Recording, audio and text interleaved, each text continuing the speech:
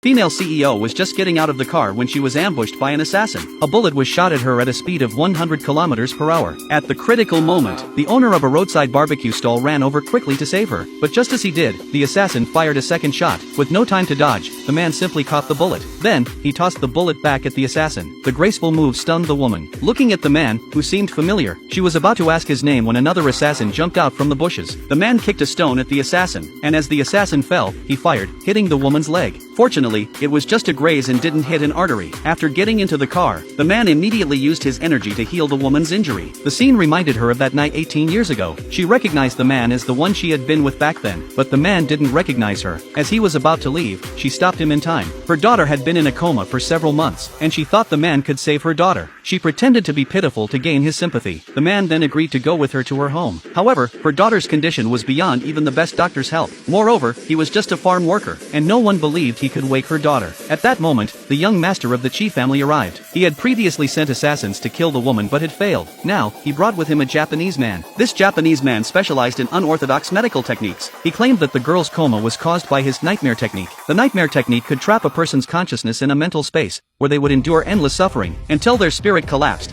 leaving them a shell of a person. The woman was furious, knowing that the Japanese man had harmed her daughter. But now, no one but the Japanese man could save her. The young master's purpose in coming was to threaten the woman. He demanded that she marry her daughter to him, and hand over the entire Shin family conglomerate, in exchange for him allowing the Japanese man to treat her daughter. The grandfather angrily cursed them as shameless, and the Japanese man admitted he was indeed despicable. But if they didn't accept the terms, the girl would never wake up. The man, unable to watch any longer, said he could also heal the girl. This was met with ridicule from the rich young master, who mocked him for being just a farm worker who could only boast. The man, furious at the young master's collusion with the Japanese man, cursed him as scum, saying he had dishonored his ancestors. Seeing the girl suffering in agony, and facing the Japanese man's taunts, the man decided to show his true ability to impress them. Upon hearing this, the rich young master looked down on him, saying that since the man was so eager to show off, they would see how he planned to save the girl. To prove himself, the man immediately used his power to levitate the girl in the air, and began to drive the nightmare technique out of her body.